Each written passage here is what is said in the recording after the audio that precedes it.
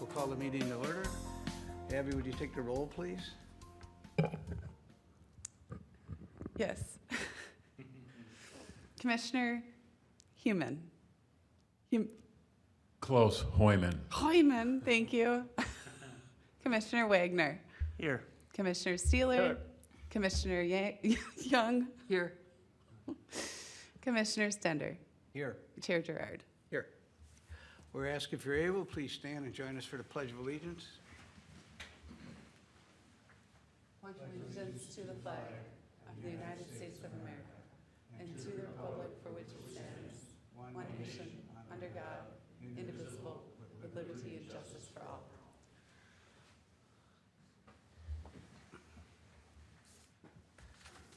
The Chair is looking for a motion to approve the agenda as presented or with changes. So moved. I have a motion. Do I have a second? I'll second it. I have a motion and a second. It's a non-debatable motion. All those in favor signify by saying aye. Aye. Opposed? Abstentions? Motion carries. Chair is looking for a motion to approve the consent agenda considerations. It's one item on it, approve the minutes from the regular meeting of June 11th, 2025.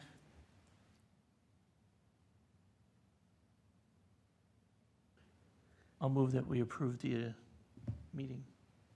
I have a motion. Do I have a second? Second. Any discussion? I have one minor correction to the minutes. On the adjournment, we have Commissioner Langness seconding the motion. He's been off the commission for a while. I honestly don't know who seconded. I am fairly certain it was Commissioner Young, right? I think so. No open forum?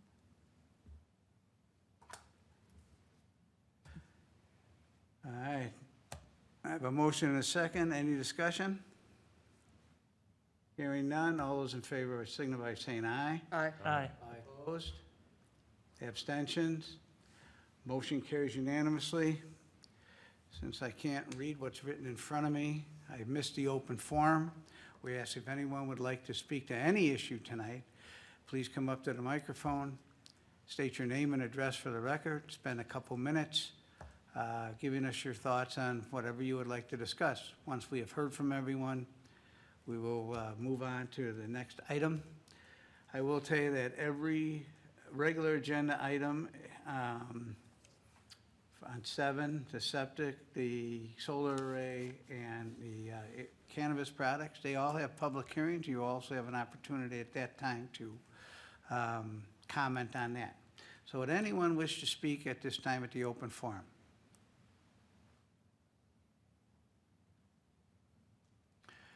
Since we see no one moving forward, we'll close the open forum, and we will move on to item 7A, the public hearing, a variance to allow for a septic system at 10200 223rd Street North, Midwest Sewer Services, and Sean McPhillips, resolution number 06-25-25-01.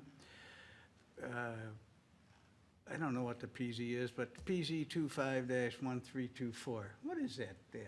That is just a tracking number in our internal system. We started using them as a reference number for when we're sending out hearing notices, so that way when someone calls up, we kind of can track them with their case if they're with different staff. We probably don't need to include it on our agendas, but that is at least just the kind of case file number in our offices. It's all yours. Abby. Excellent. Well, as Chair Gerard mentioned, thank you, John and Nancy, I'm going to probably butcher their last name, but Colucci, recently purchased property at 10200 223rd Street North. This is an unsewered area of the city. They, at the time of inspection, Washington County, or excuse me, at the time of sale, Washington County does require septic inspections, and it was determined that their septic system did need to be replaced. This is a pretty common thing for commissioners that haven't been on the Planning Commission for a while. We have a lot of unsewered area in Forest Lake, and those septic systems do need to be replaced in time. Sean McPhillips of Midwest Sewer Services has applied for 2 variances to 75-foot wetland setbacks for the new septic system. Up on the screen in front of you, or up high or in front of the commission right now, everything that's yellow on the aerial image is wetland. Those are national wetland data, not surveyed wetland data. And so we always know as a staff, when we see a wetland, a yellow blob, it's bigger than it actually shows up on here. The property was delineated and it was determined that a replacement system can go onto the property, but cannot go anywhere where it is not within a 75-foot wetland setback. So therefore, 2 variances are being requested, one from 11 feet from the wetland to the north and 10 feet from the wetland to the south. So it'd be put in the middle of those 2, trying to minimize those wetland setback encroachments as much as possible. So when we're looking at variances, we look to see if what they're looking to do is reasonable, that there's some sort of uniqueness to the property. It's not created by the landowner. It's not just a want. There's maybe a genuine need. There's no harm to the public, and just kind of overall, does it fit with the spirit and the intent of the zoning code and the comprehensive plan? So in taking a look at this one, and as noted in the staff report, the variances requested represent the smallest possible wetland setback encroachments that could be achieved on the site while still being able to have a compliant septic system. The hardship arises from kind of those unique site-specific conditions in the 2 wetlands that are there, the proximity of the home to those wetlands, and just that high dry land where a septic system is going to be able to be achieved. And then replacing the failing system with a better design, newer design, it's going to yield better environmental benefits, which is going to have a public benefit in the long run. So staff does note in the report that we do recommend you approve this variance on the basis that it does conform to city code requirements for the issuance of a variance. And if the Planning Commission is favorable, they can move to approve Planning Commission Resolution 06252501. Any questions? Thank you. Any questions of staff? I just had one question. You made the comment at the very beginning that the national delineation, that you always kind of assume that the actual is larger than what is shown there. That is a surprise to me. I know in other parts of the country it sometimes can be smaller than what is shown. Oh, well, Forest Lake's wet. Yeah, I know that. It's just, we have found, at least more frequently than not, good to know. that the national wetland data is smaller than the actual on-the-ground conditions. It's good to know. Any other questions of staff? Hearing none, Abby, is the applicant here? Do you know? I don't believe that the applicant is here. They did reach out to us, both Nathan and I, this morning. Given the nature of the request, the limited impacts, the uniquenesses and meeting the conditions, we didn't necessarily feel they had to be here. We always tell applicants that it's their right to come or not come. And so they chose to not come this evening. That's fine. You know, usually that's at this point, if they want to say anything additional. This is a public hearing. We ask if you wish to speak to this issue, come up to the microphone, state your name and address for the record, and then spend a couple of minutes giving us your thoughts on this application. Once we have heard from everyone who wishes to speak, we will close the public hearing. It will come back to the commission for a decision. So with that, we'll open the public hearing at 7:09 p.m. Does anyone wish to speak to this application?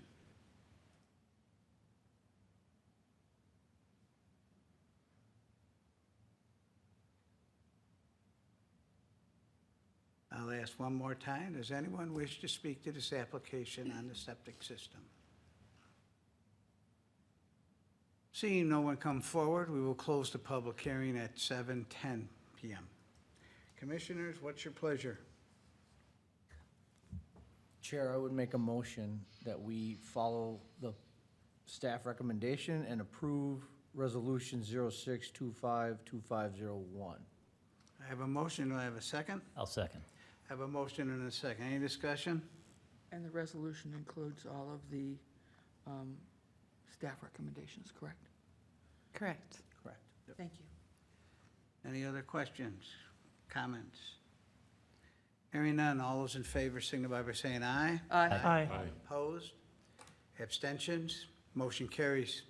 Planning Commission is the final decision unless someone wishes to contest our decision. They have 7 days to contact the city and let them know. There is a fee associated with that, but if they wish to contest the decision, it will then be handled by the city council.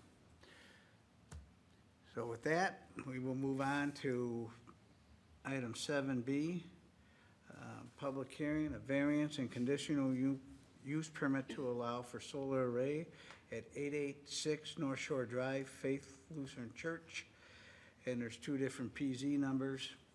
We're going to have 3 things here. We have a variance for allowable area. That's resolution number 06-25-2502. Conditional use permit to allow for a ground-mounted solar energy system, resolution number 06-25-25-03. And a site plan review, resolution number 07-14-25, and we don't have -XX at this time. It's a recommendation only. So the Planning Commission, we will be the final decision on steps 1 and 2. They will be separate motions, and then we will also need a third motion for the site plan review. So with that, Abby, it's yours. Thank you, Chair Gerard, members of the commission. Faith Lutheran Church owns property at 886 North Shore Drive. They've requested a series of applications to install a ground-mounted solar energy system on their property in the single-family residential zoning district. So for commissioners that might not be aware, the city doesn't have a zoning district for institutional uses. Those institutional uses just kind of live in our underlying zoning districts, so our residential districts often by conditional use permit, which means, hey, yeah, you can have this non-residential use there, but we're gonna wanna put conditions on it. Faith Lutheran Church has an underlying conditional use permit and then comes back before the city when they want to make amendments to that conditional use permit. So the request tonight before you is for that conditional use permit for that ground-mounted solar energy system. We allow for ground-mounted solar energy systems in our single-family residential zoning district, but we cap them at 200 square feet.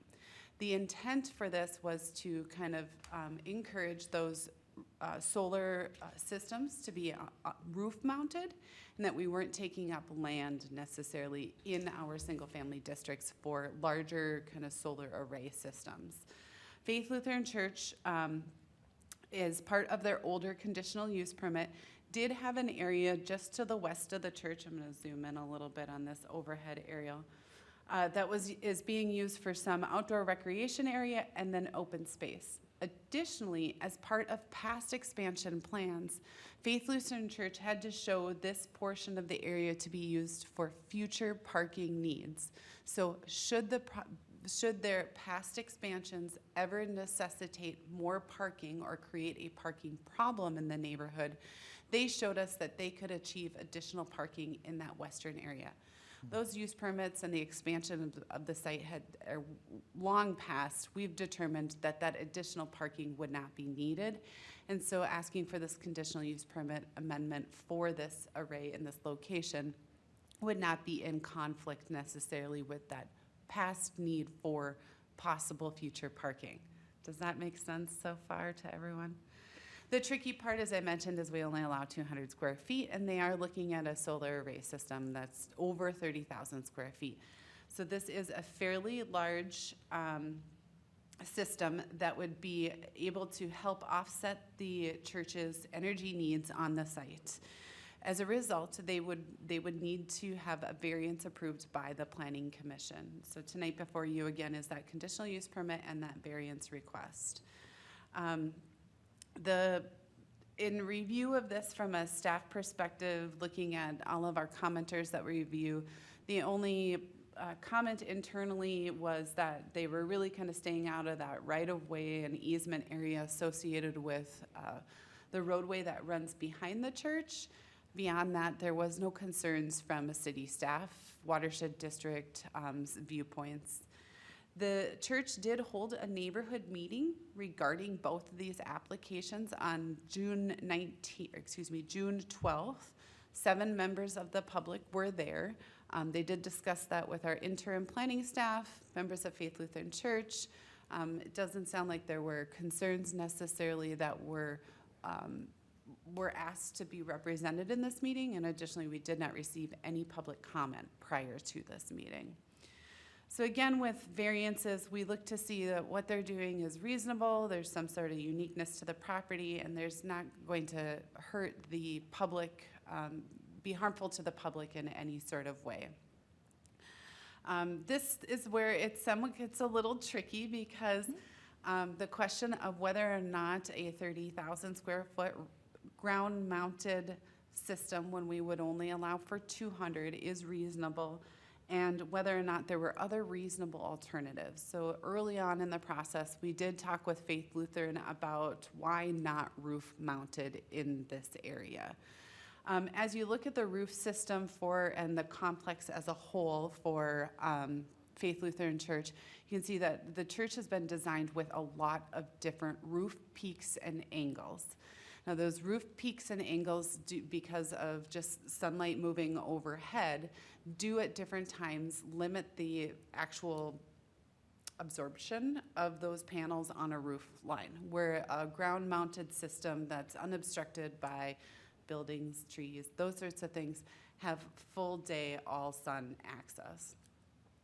So they did look at other reasonable alternatives.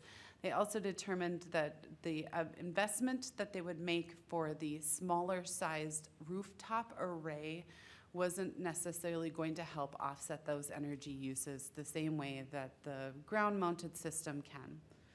Now, that being said, additionally, what we also learned is Faith Lutheran Church has a geothermal system underneath the solar-mounted array that they're proposing. So the land area that had been determined for potential future parking, should we need it, actually has another energy system below it. This would only help complement and offset their energy systems even more.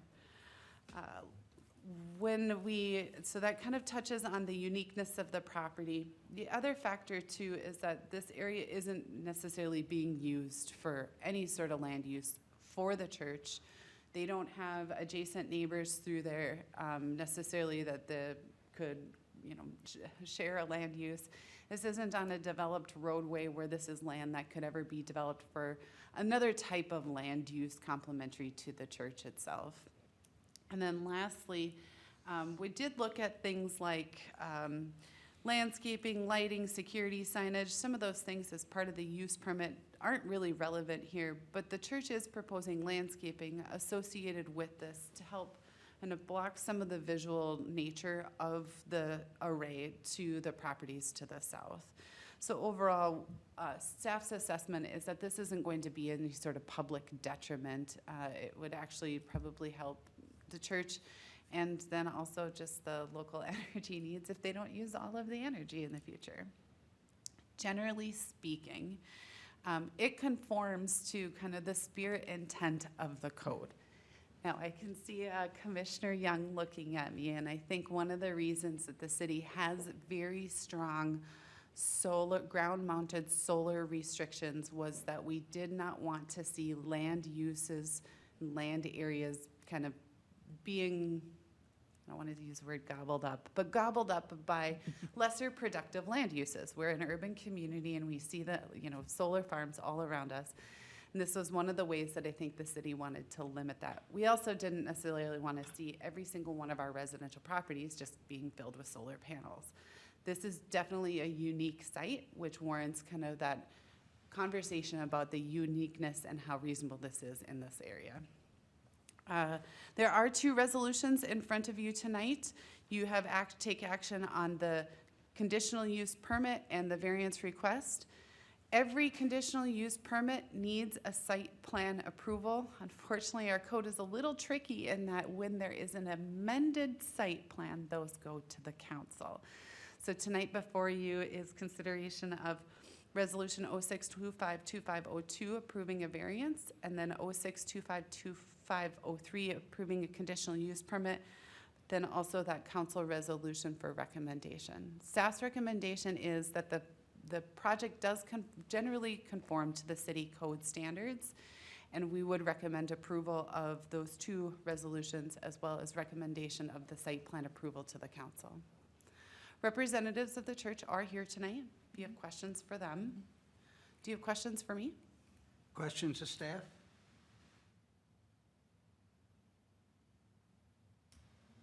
I have two, but I always try to let everybody go first. In Faith's narrative, they talk about having a 7-foot fence. I believe in the residential, we're only allowed 6. We do allow for it's greater than 6 by conditional use permit.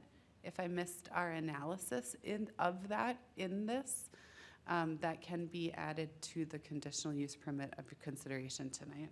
My other one on the CUP is when this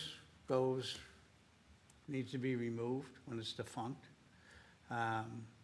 they need to be responsible to remove it. There's nothing in the CUP that states that. It's wholly on their property. So are you? Whether they remove it or not, we don't care. In other words, when it's outlived its useful life. Yeah.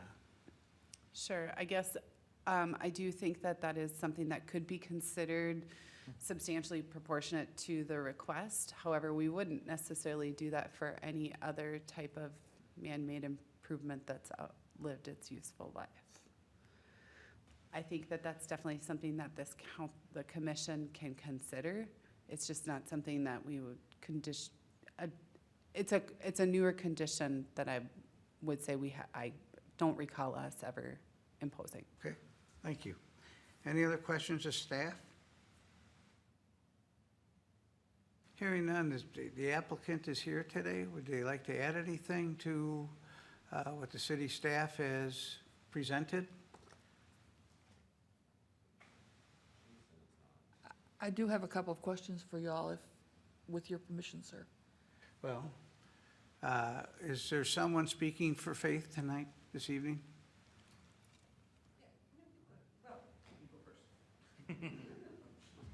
We don't bite.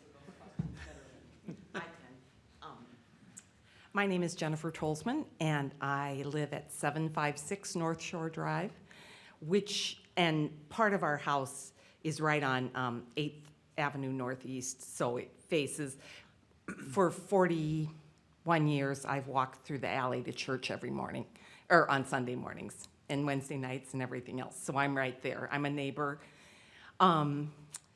I was serving as the council president at the time that we began our first exploration about solar and what can we do. I've been a member through the geothermal stuff. I've been involved with talking with the other neighbors who, all of them specifically who are on Northeast 8th that butt up right against the area where that would be. So, and at church we've done church meetings, I walked and talked with all of those neighbors personally with the pastor and everything. So we've been upfront about everything since our first discussion about all of that. And we're trying to be good stewards of our finances for our energy use, but also for the earth. And that's why the geothermal project went in some years ago. So I don't know if I can answer your specific questions, but if I can't, Daniel or K-Del can, so. All right. Commissioners, questions of the applicant?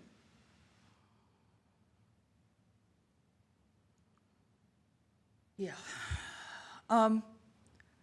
You stated in here what your typical yearly use, 341,000 kilowatt hours is your yearly use.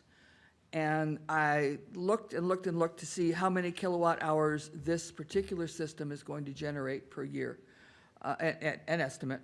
And I couldn't find that. I did find some estimates online, but they vary so much by manufacturer. Usually, we try and have our variances be as small a variance as possible. This one is 132 times what our limits are. That's a lot. And one of my questions is, since, you know, when we look at our variances, they have to be not just for an economic gain. And so making sure that this is the smallest system that would meet your solar needs. And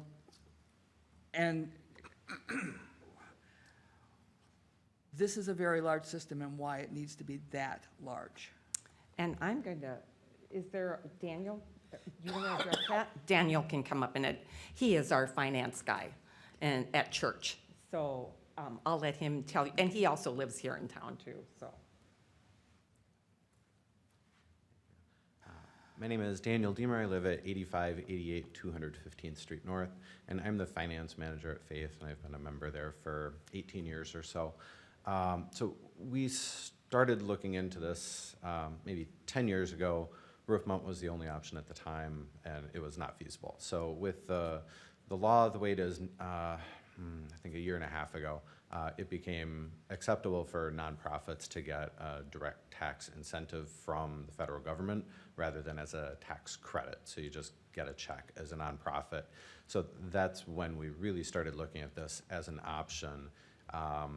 We spend $4,000 a month on electricity. The size of the system is roughly 300,000 kilowatt hours annually. So we really can't put enough solar panels on our property to fully offset our use unless it's a particularly sunny year. We use about twice as much gas, natural gas in a year as an average home, and about 30 times as much electricity. The geothermal system uses a lot of electricity. So from an environmental perspective, it's been great. We have not burned tons of natural gas over the last 20 years that the geothermal system has been in, but electric rates have gone up a lot since then. We've done a lot of work over the last 10 years reducing our energy use. I think it was 2012 or 13, we used 520,000 kilowatt hours. Our staff has done a great job throughout the years of doing any and every project we can to limit our use, and we're kind of at the limit of what we can do, which is why we really started looking at this. And just the fence thing, I am pretty sure it's a 6-foot fence in the application as well. So I don't know how 7 got in there. Oh, I believe you. It will be a 6-foot fence? That's the intent, yeah. Otherwise, you'd be back here for another variance. There's no reason for the extra foot. We're just trying to keep out deer. Other questions, Susan? That'll do it for now. Other commissioners? Chair, can I just know, ask one quick question of the treasurer? Did you say that right now you're using 3,000 kilowatts? 24,000? Your high end in your letter was 341,000 41. kilowatt hours Okay. per year. And then the system was going to be 300,000. 300,000, okay. So if it's a particularly sunny year, we might hit 100% of our annual electric usage, but we tried to size it, you know, as, To offset that, Yeah. to balance. the intent is to balance, not to produce anything more than we need. But yeah, it's much, Thank you. much bigger than the 200 square foot. So, unrelated to that, you have proof of parking, 60-some spots are being eliminated that you may be required for later, and I'm fine with that. We all know that churches, for the most part, are not growing in size, or it's very modest at best. My question has to do with a couple of years back, and I don't know if it's 3, 4, you were here with trying to put some housing for veterans on Tiny houses. the northeast corner of your property, which would have taken some of the parking. Where does that sit? It's not happening. There's not enough support. in That's the a solid congregation answer. for it. I mean, I'm fine wherever it sits, but I'm more concerned about the parking Yeah. than where that project sits. But if that's dead in the water, as they say, I'm happier. Even with the recent legislative change? Yeah, there's no push at Faith for Okay.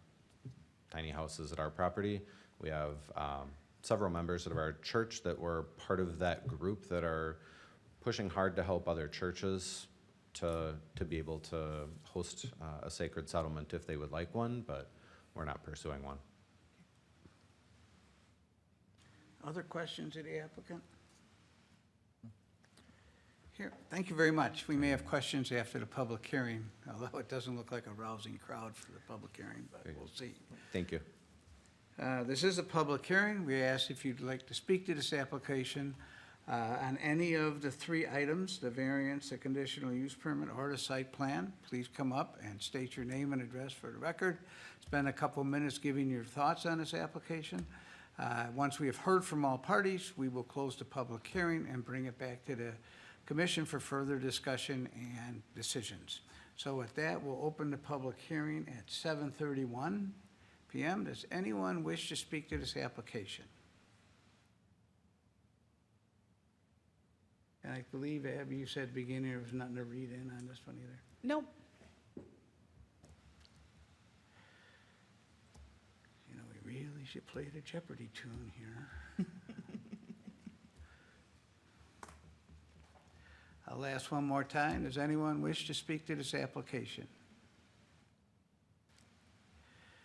Seeing no one come forth, we will close the public hearing at 7:32 p.m.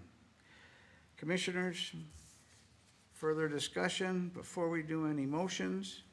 I will remind you, we'll be doing three motions, one for the variance, one for the CUP, and one for the site plan review. The planning commission has the final say on the first two, and the third one will be a recommendation to city council. So discussion, concerns?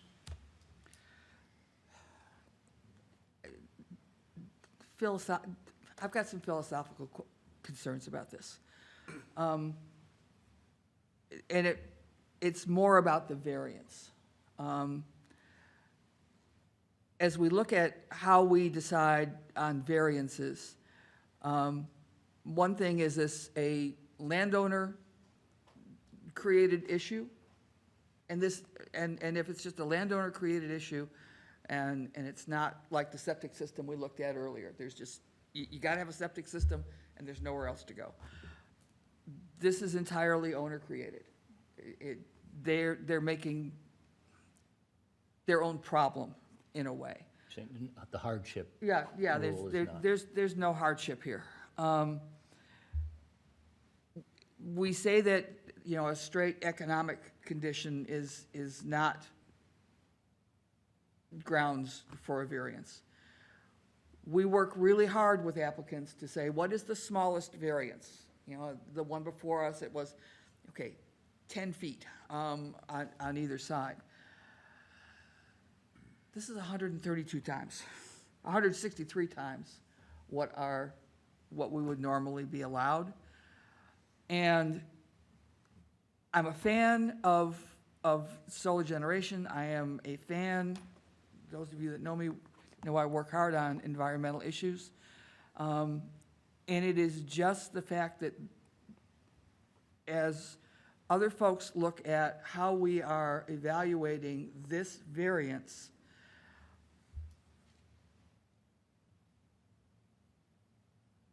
I can see folks making very strong arguments that, well, you know, you let them have this large variance and it was something of their own making and it was not something that was unique to the property and it was a strictly economic decision.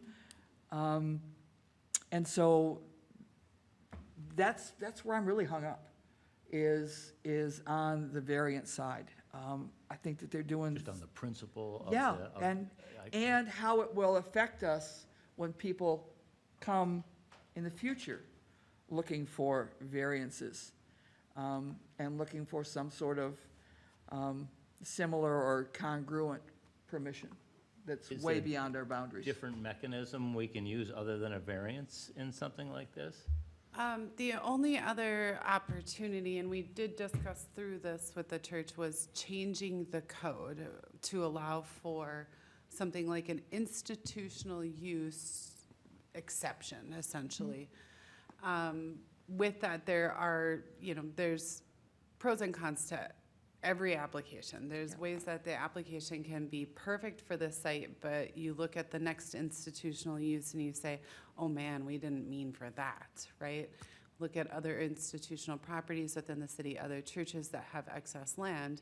Would you still want that size of this thing in those locations? That's the only other option available. And I will say we talked through this with the church, and staff directed them in this way because of the potential negative implications of a wholesale code amendment. I can understand Commissioner Young's concerns completely, and the only thing that I would say is that each case is reviewed in their own uniquenesses, which sometimes I understand is a harder case to make later when someone says, yeah, but what about them? The uniqueness here is, yes, it is a large sized array feature tucked back in a residential neighborhood along a, on-ramp to a highway. That was about the only reason that I would say staff could argue that this could not fit with the neighborhood. Fit wasn't a detriment in some way to the public. Over time, Paul and I have been here a long time, and precedent has a way of coming up to bite you sometimes. Just, it has bitten us hard in the past. And that's my only concern with this project, is, I would be in support of the conditional use. The site plan, I have no issues with that. I like the fact that you're doing an underplanting with natives and pollinators, and take a look at some of the state grant programs for your plantings, Blue Thumb and things like that. And you have an active Washington County Master Gardener group that is specifically tasked with pollinators and butterflies and things that would be of great assistance to you and might even find ways to help with your planting. As well as the Watershed District and Washington County Conservation District, if you hadn't reached out to both of them. I will just note that the conditional use permit and site plan amendment are only needed for the ground mounted array system. So should the commission move to deny the variance request but approve the conditional use permit, you are in essence authorizing that use. And so it's kind of, they run hand in hand. It's an all or nothing. I don't mean to say it like that, but you know what I mean? You can't necessarily approve one and then deny the other. Because I think inadvertently it could be argued that if you approved the use permit, you are thereby approving the use of that size of a solar system on that property, inadvertently approving the variance. I don't know if that makes sense. Our newest commissioner over there is looking at me thinking, man, this is you talking in circles, but. Commissioners, any other comments? Yeah, I have one. This isn't gonna bankrupt the church, is it? I mean, is there a separate fund set aside just for this, or does this come out of the general fund for the church? Yeah, so if all rebates and credits and whatnot are approved, this would save the church about $2,000 a month. If none of the federal or state programs are approved, it's pretty much a wash. Just the regular $4,000 a month electric payment instead goes to the loan for this project.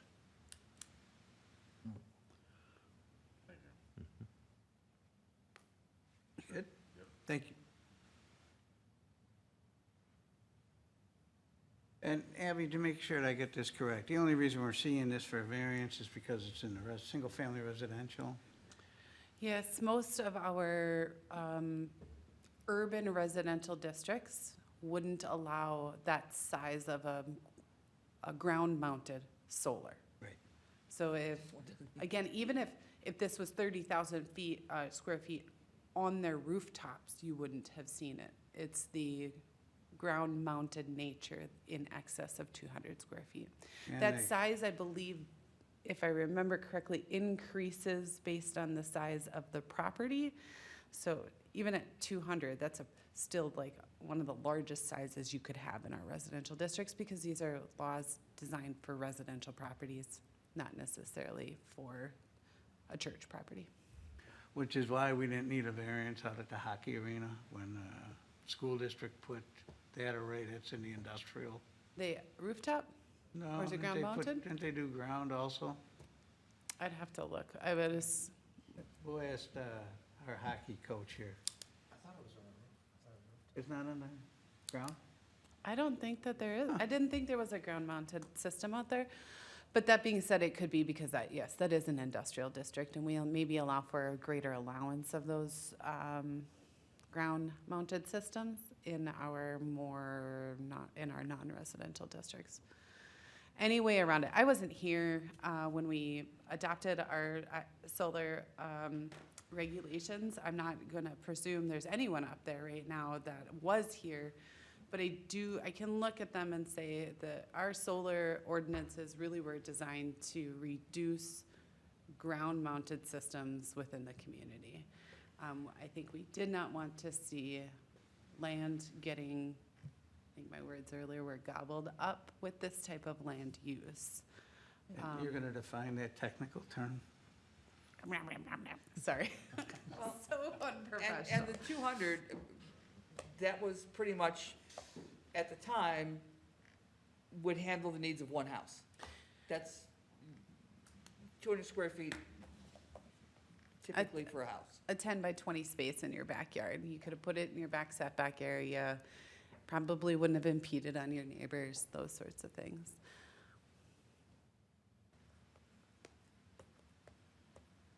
Comments, discussion?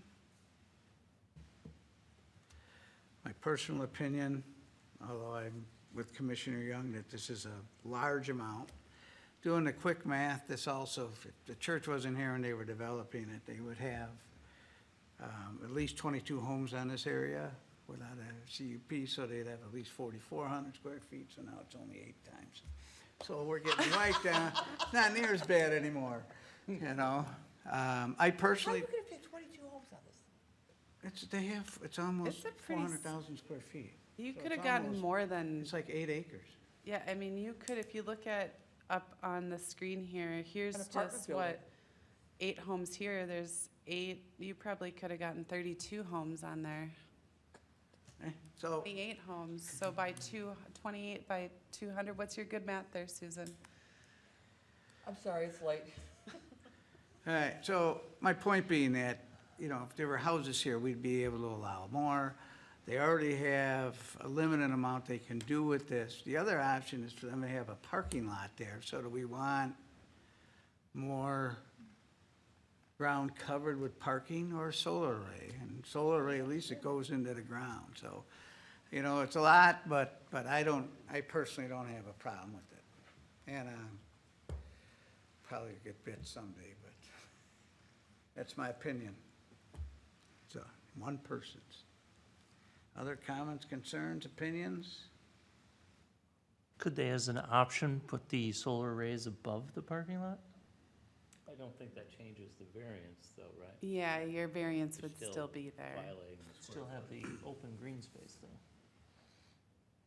And essentially, they will have a significant amount of permeable area, because the ground mount doesn't take up a lot of ground square footage. They'll maintain the permeable area, and if they follow through with the plantings, there'll be a green environmental benefit there.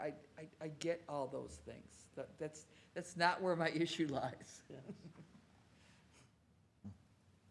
Other comments? It just, we're not meeting what we say are our rules on when to grant or not grant a variance, and so that's kind of where I'm at.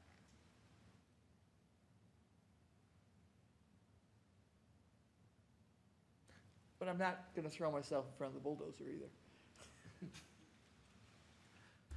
I'll make a motion to approve Resolution 06-25-25-02 for the approval of variance request to allow ground-mounted solar panels in the front yard of the property located at 866 North Shore Drive. And there's more with that, along with the 3 conditions that the staff, or 4 conditions that the staff recommends. I have a motion. Do I have a second? Second. I have a motion and a second. Discussion on the motion. Hearing none. All those in favor signify by saying aye. Aye. Aye. Opposed? Abstain, please. Abstentions? Abstain. So we have 1, 2, 3, 4. 402. Yes. So motion passes with the. Motion passes.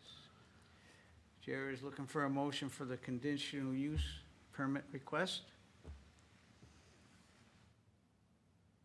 I'm on a roll. I'll recommend approval of the amended conditional use permit, Resolution 06-25-25-03. Allows for the approval of the conditional use permit for Faith Lutheran Evangelical Church, subject to the following conditions, and there are 12 conditions. I have a motion. Do I have a second? Second. I have a motion and a second. Any discussion on the motion? Hearing none. All those in favor signify by saying aye. Aye. Aye. Opposed? Abstentions? I feel like I have to abstain because I did before, but it's kind of a different issue. I'll still abstain because it won't matter. All right, so we have a 5-0-1. Motion carries. Mr. Chair, I would move that we recommend to the City Council approval of the site plan, resolution number 07-14-25, et cetera, Along with the With the- 12 attachments. with the attachments and conditions. I have a motion. Do I have a second? Second. I have a motion and a second. Any discussion on the motion? Hearing none. All those in favor signify by saying aye. Aye. Aye. Opposed? Abstentions? Abstain. And 1 abstention, so 5-0-1, motion carries. So tonight, the Planning Commission approved your variance and your conditional use permit. That will go into effect in 7 days unless someone comes forth and wants to disagree with the disagree with the Planning Commission's decision. If they need to inform the city within 7 days. Regarding the site plan review, that is, the final will come to the city council, and they will approve it, and that will be on July 14th. July 14th's agenda. Thank you all for coming this evening. Best wishes with your project. We'll move to item 7C, a public hearing for an interim use permit to allow for the sale of cannabis products at 508 Lake Street South, Lakeview Leaf LLC, resolution number 07-14-25-XX. It's a recommendation only for us. So, Abby, are you presenting? I am, thank you. So some of the members of the commission may remember that within the last year, the city adopted new provisions for retail or adult cannabis use within the city of Forest Lake to align with the state statutes that followed thereafter. Essentially, the city's ordinances allow for different types of cannabis businesses within the city, but not all types of businesses in all types of districts. And generally speaking, many of them are only allowed by interim use permit. So an interim use permit is very similar to a conditional use permit. You just saw a conditional use permit amendment before you tonight. The interim use permit it's a use that's allowed. We have rights to put conditions on it, but we're gonna put a time frame on it. And the reason that we did that with our cannabis-based businesses is we have a hunch the state might want to change their laws within the next few years. Just looking at law trends of cannabis-based businesses in other states and then this state. So our ordinance allows for retail sales of cannabis by interim use permit in the MU2 zoning district. So that's our mixed use 2 zoning district, kind of that Highway 61 corridor. And an application has been made for Beeswax Dispensary to be located at a portion of 508 Lake Street South. And so a couple of things that we first look at when we get an inquiry for a cannabis-based business, and I will let you know that we have had dozens of inquiries for cannabis-based businesses within the city, not just retail use, but everything from growing, manufacturing, processing, the whole gamut. So, but this is our first application of this nature. The first thing that we look at is to see if they are within or any of our buffer distance requirements. So as a reminder, the city has imposed buffers from other types of cannabis-based businesses because we did not want to see a high concentration of these businesses or kind of a row of businesses necessarily, or any neighborhood that would be concentrated with these businesses. Also, buffers from schools, parks, daycares, and treatment facilities, residential treatment facilities. This property is not located with any of the buffer areas. Then the next thing that we look to is that use is allowed. It says a retail cannabis in an area that allows for retail and allows for that retail cannabis. Only about 3,200 square feet of the property is being proposed of the existing building, and that would be located kind of in the southern portion of the building. From the exterior of the building on Highway 61, you wouldn't even notice any changes to the building. Be separate entrance that's existing coming into the south of the building completely. Because this is being located in an existing structure, there's no setback changes, no changes to parking because we're just swapping one type of retail for another type of retail.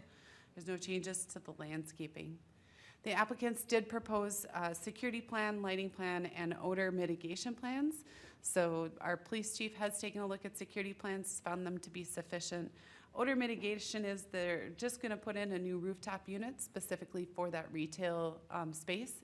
It actually, if I remember correctly, forgive me, it's been a little while since we've kind of started the application process, but that isn't even a requirement of the state because everything that they will have in this facility will be prepackaged items, and in theory, you just don't have that odor issues like you do where you are growing, processing, manufacturing cannabis-based.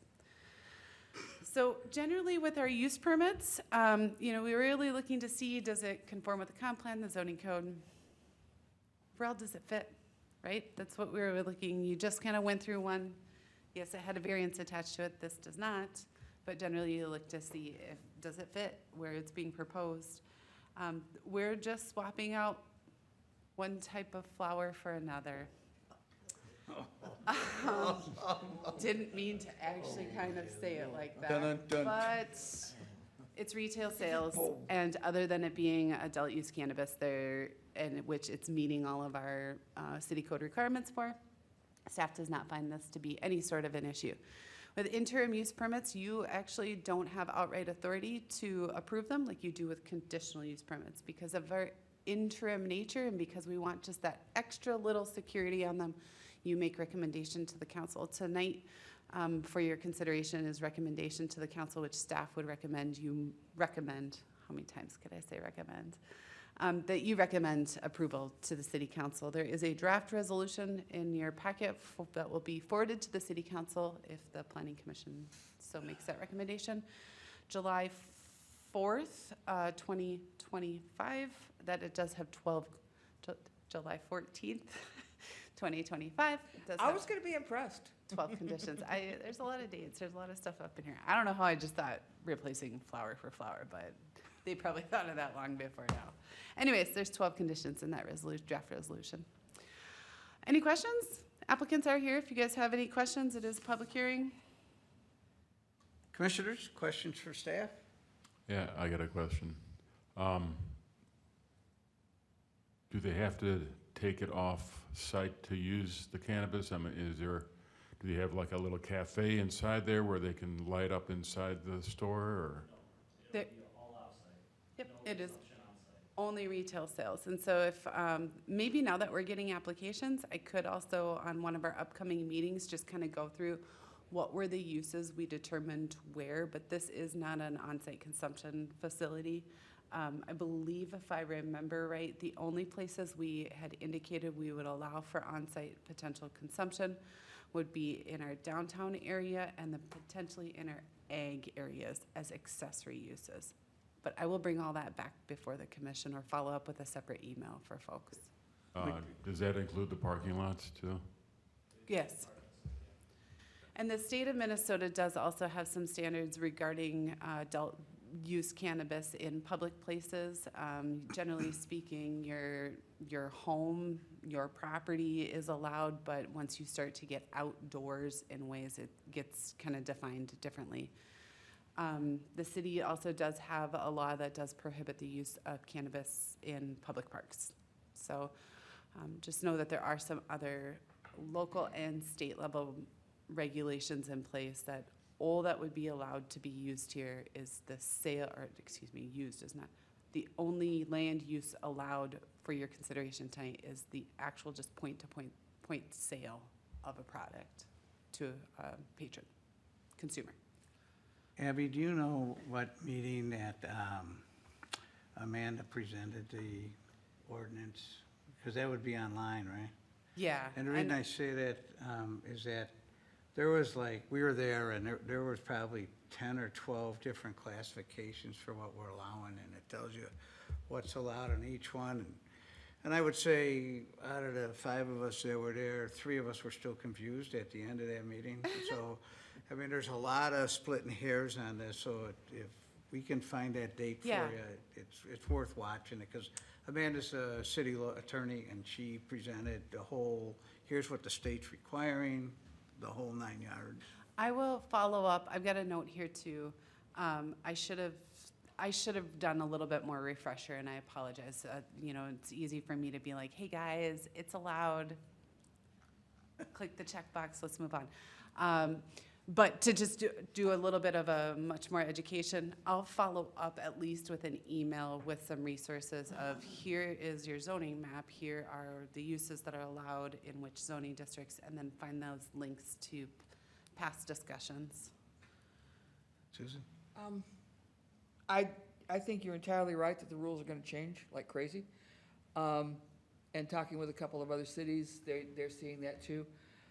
I'm wondering why, Abby, you want to go with a 5-year instead of the 1 year? Because I would really hate to have them sort of caught between a rock and a hard place with state rules changing, and then they say, but our city permit. So Honestly, we've always talked about 1 year, and that seems reasonable to me. It would allow for things to happen with state changes. So the thing that I would say about 1 year is 1 year sometimes just is not enough. By the time they finalize their permitting requirements with the state, they get in with building code requirements. It could be that this business is not actually operational for another 3 to 6 months. So there we've just eaten half of the IUP. Additionally, the review of use permits, especially in a short-staffed environment, just cannot be guaranteed in 1 year. I would say if the commission is not favorable to the 5-year, and pulling it back, maybe 3. But I would rather sit with a legal nonconformity for a little bit longer than have to run through this process unnecessarily in another year. We've got several other interim use areas that I can think of, and essentially, unless there's a reason to go in and look at it, we've either had complaints or the folks are coming to us and asking for some changes because of something that happened. We've just pretty much set it aside, but the ability to review every year is there. I think you can always write that in as a condition of approval. The city has the right potentially to review each year. I don't think our code necessarily allows for that. I can double check. And forgive me, Commissioner Young, in some ways, I'm still a young staff here, I'm still a new staff here 3 years in. We have not processed an interim use permit together. So if there has been a city history of 1-year permits, you haven't done that in the last I few don't years. think there is, because, FinCo, pardon me? FinCo. Yeah, but that was really, I'm thinking of the church where Yeah. Mike's Discount Foods, those are 5-year ones that we did there. Oh. So I don't have any problem with the 5-year, but, Okay. But other questions, Susan? Not for staff. Other questions for staff? Abby, where do we sit from a state standpoint? They haven't awarded any, permits or? They have, yep. So the state had done the state has, forgive me, I will not get this right because I don't know that anybody can necessarily. The state has 2 different types of licenses. We have social equity applicants and then we have other non-social equity applicants. And you can only have as many non-social equity licenses as you have total social equity licenses, if I remember correctly. And the social equity licenses were issued first, and then there was a lottery for all other comparables. So if you had 5 in one bucket, you can have 5 in the other, but in the 5 bucket of non-social equity, there were probably hundreds. And out of those, only those 5 get them by lottery. After that lottery occurred just a few weeks ago, a month ago, I don't even know what time is right now, the state issued all of its licenses that it could issue to date. So we do have. They have a license? Yeah, Or they well, can apply they for a have the license? pre-authorization to obtain their city zoning permissions. And then once they're done with the city's zoning and licensing, then they can go back and finalize their license with the state. So Perfect. with this new application, we did also learn just on some requirements that the city staff will be asking for up front. We want that pre-authorization just up front. We're just not even gonna start monkeying around with the applications until we see that somebody's got legitimately gone through the state, because if they've gone through their state processes to date, they're gonna have everything that they just handed to us, and then we process it through you folks, so. Other questions to staff? Hearing none right now. Does the applicant wish to add anything? Do we have questions for the applicant? We have questions, so who is speaking for the applicant this evening? Please come up, state your name and address for the record, please. My name is Michael Donnelly. I live in Bethel, 24133 Taylor Street. Susan, you have questions? Yeah.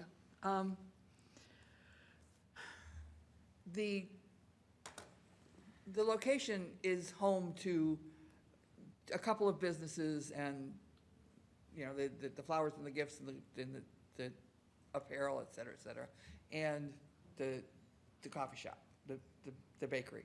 Correct. How are you going to segregate? And right now, it's very free-flowing. People come, I'm part of the 9 o'clock beautification group thing. Yeah. So I tend to watch it. how are you going to make sure that you're segregating your cannabis sales and it's not,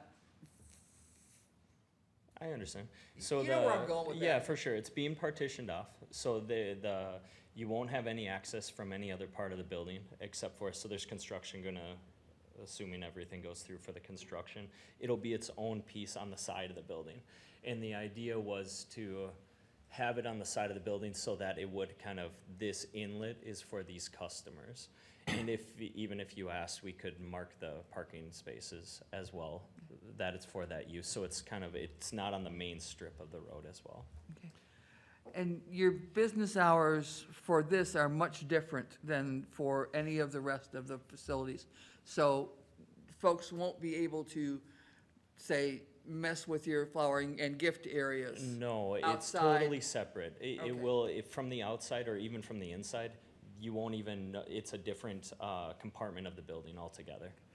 I didn't really get that from, Sorry, there's gonna be a It's- partitioned wall that will split the floral shop. The main entrance that you have there right now is gonna be part of the floral shop. The other entrance will only give you access to the dispensary itself. It's the only entrance and you can't, it's getting a division wall put up, so it won't be the same space at all. okay. So Susan, for reference, this is their kind of cooler display and their counter. Everything I kind of think of in the little bit more gift section than clothing Yep. and floral section will be split off, including the stairwells up to the mezzanine area. Yes, will correct. then- Okay. Yep. So in your drawing, the area to the left of the green is where your sales are gonna be, your cannabis sales? That's the right, left, that's yep. behind the counter, so the green that you see there, that would be point of sale. Those are the countertops from an aerial view, looking down on the Okay. floor map. Blue is along the wall where the floral shop is, but that will be where all of the products will be displayed. Okay, And there will be there's a security desk as well, right at the Yeah. entrance, ID-ing everybody. So no one's allowed in the space unless it goes through the state verification system, which is also integrated into the POS system as well. okay. Okay, that, all right, I was worried about the hours of the operation and segregating and then For sure. the entrances, and interior building traffic, not commingling. Correct, that will never happen. All right, Correct. thank you. Other questions? Yeah, I got one. So in other words, that ID system, so no one named McLovin will be able to Correct. access it? Correct, yeah. Okay. Yep, when Thanks. you come in, so we're using there's two big regulatory systems that are known throughout the United States. One of them is metric, so you can track the product from seed to sale. So no matter when it was created, you'll know exactly where it is in the state and if it's been sold or what store it's sitting on and what shelf it's on. Along with that is Dutchie, which is a huge company that integrates with Metric, which allows for ID reading, and they integrate into the state database. So it has to be a verified state ID that gets scanned, and they won't even be allowed on the showroom floor until it gets verified.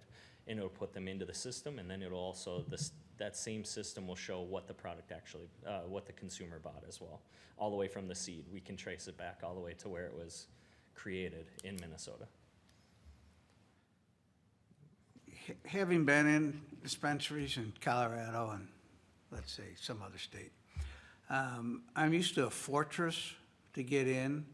Correct. You have just one single door. Usually when you go in, you're stopped because there's another door. You see the security, the armed guards standing there.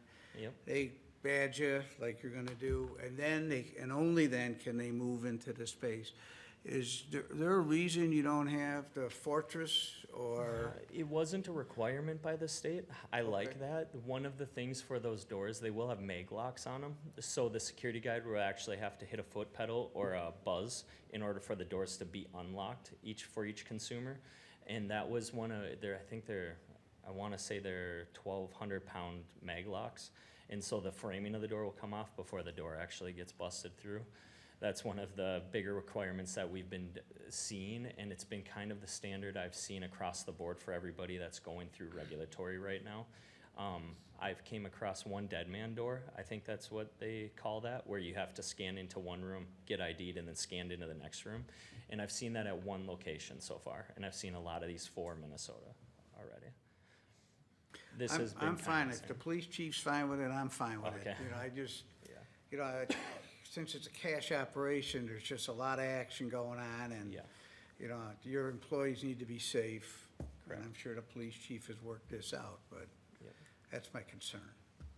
Through the chair, are there any security measures between the new dispensary and the adjoining space? So if you were to have a security issue inside of this tenant space, is there any carryover or crossover that could affect general public in the space next door? There will be only one access door, I think, on the second floor that will even connect the two.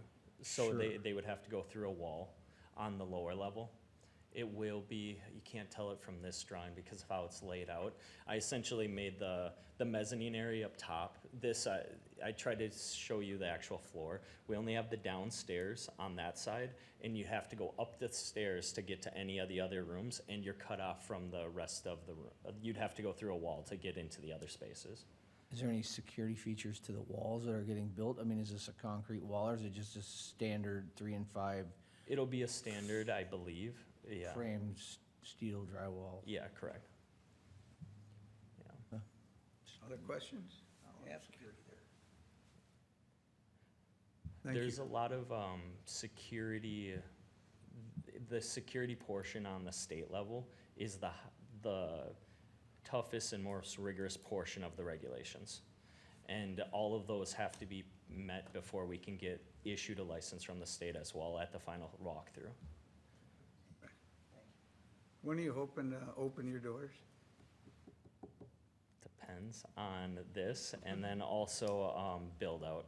Build out could take up to 60 days, so maybe in about 3 months here. It would be really nice. That also is falling on the fact that we need to make sure the state is up to standards right now. They haven't, they're not quite ready yet. They're having, I know they still have to implement the metric system that I was telling you about from seed to sale. And then there's a whole portion of not only just getting the space ready and conditioned and to put together for it, but then do we have products ready to go? And so that's another obstacle we're dealing with. Thank you. We may have more questions for you later. Of course. Is that everything? Well, for now. Okay, thank you. This is a public hearing. We ask that anyone who wishes to speak to this application, please step up to the microphone, state your name and address for the record. Spend a couple minutes giving you your thoughts. Once everyone has been heard, we will close the public hearing and bring it back for further discussion and a decision from the Planning Commission. So with that, we'll open a public hearing at 8:12 p.m. Does anyone wish to speak to this application? Abby, is there anything to be read into the record tonight? Nope. Thank you. I'll ask again, does anyone wish to speak to this application?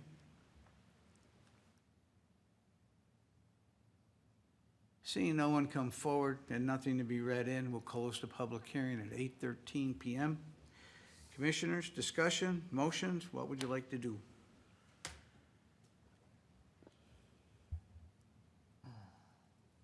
So what is it that we are specifically approving tonight with this? We're recommending Or recommending the tonight? city council either approve or deny.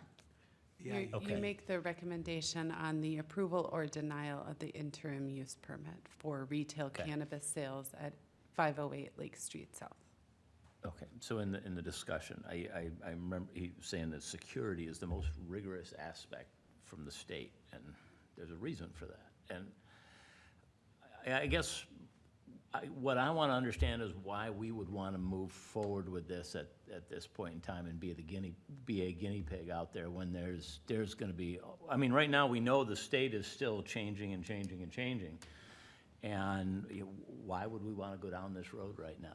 That's just, I want to put that out there to the others and see what their thoughts are.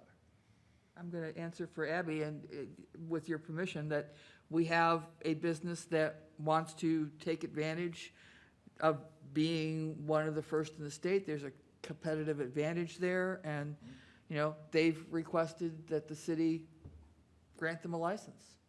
And so it's not so much that the city is putting itself out there as there is a business that is interested in starting that business here and gaining, whatever competitive advantage there is to being one of the first. I would just add to that we have local regulations and state regulations that allow for the use.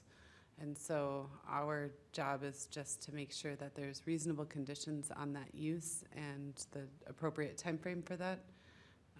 But generally speaking, if a project conforms to the code, the use is allowed in the district, we have very little grounds for denial. Remember that triangle thing? That, our levels of authority. Other discussion, commissioners?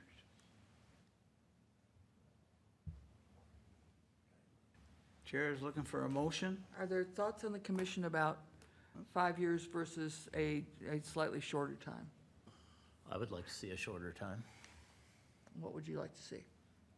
I'd like to see 1 year, but apparently that doesn't work so well. So what would you be in favor of, Susan?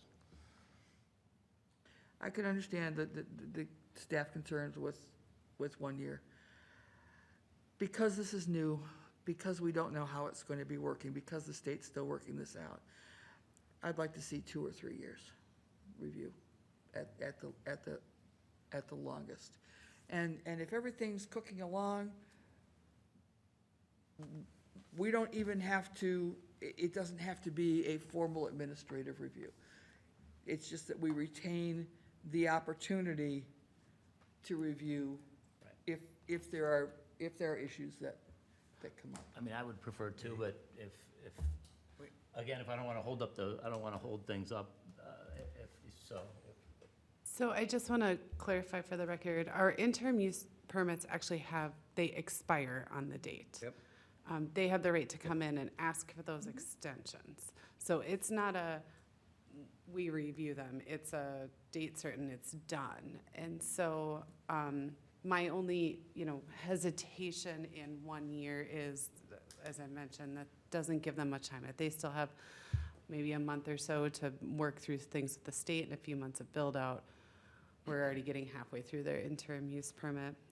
Additionally, the code does also indicate you can ask for those extensions, but it sounds like you really can only ask for those extensions for 2 additional time periods of 1 year. So the way the code really reads is our IUPs really should only be allowed for 3 years. Forgive me for not kind of really fine-toothing through that right now. I would say that the 3 years, we definitely are gonna see what's gonna have happened with the state. But by then, I think that we may have changed our regulations too that would require it to be a conditional use permit or even outright permitted by that point. We've done an IUP and they've been up for review, but they've been for more than a year after the first term. I know the church was either 5 or 10 additional.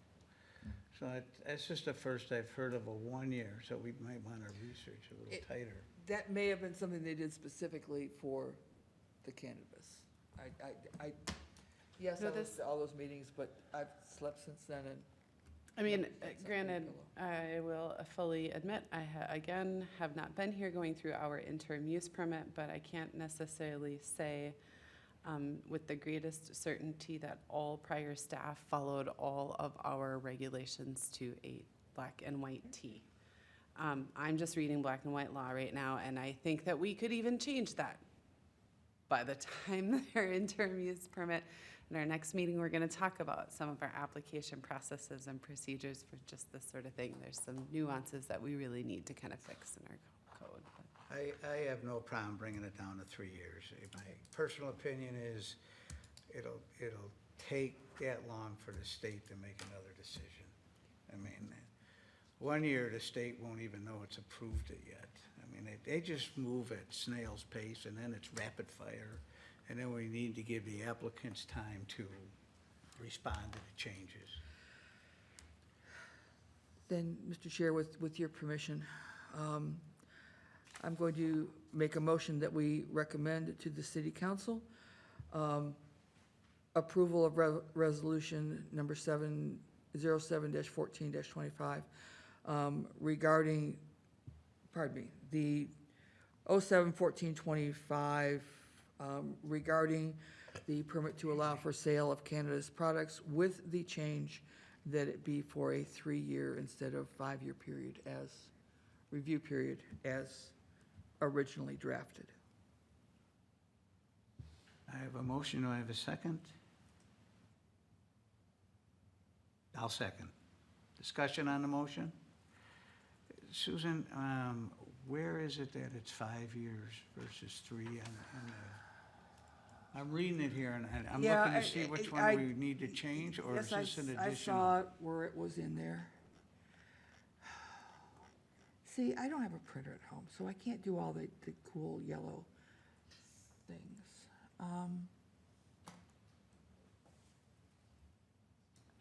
It's condition number 2 that the IUP is valid upon approval by the council and remain in effect until July 14th, 2030. So, well, I can note in just the staff memo and verbal presentation to the council that the recommendation is to pull that back a couple of years, so. To 2028? 2028. All right. So it would read, condition number 2 of the resolution is that the IUP be valid upon approval by the City of Forest Lake City Council and shall remain in effect until July 14, 2028, except with the continued exceptions. All right. Discussion on the motion? Discussion. Hearing none. All those in favor signify by saying aye. Aye. Opposed? Abstention? Motion carries unanimously. So this will go before the city council on July 14th. Correct. They will make the final decision on this, but good luck on your project. Hope you're successful.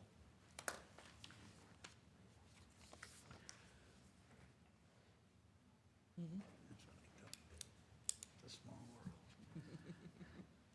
We'll move on to item 8, discussion of a concept plan review for Bittersweet Division.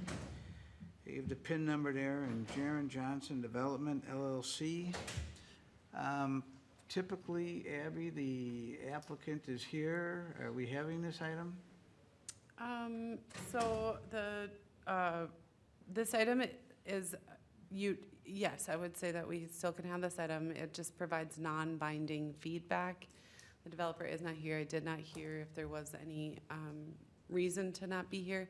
I will say the City Planning Commission did review a concept and provide comments on this concept, on a similar concept plan on this parcel prior to my time here, but within the last 5 years.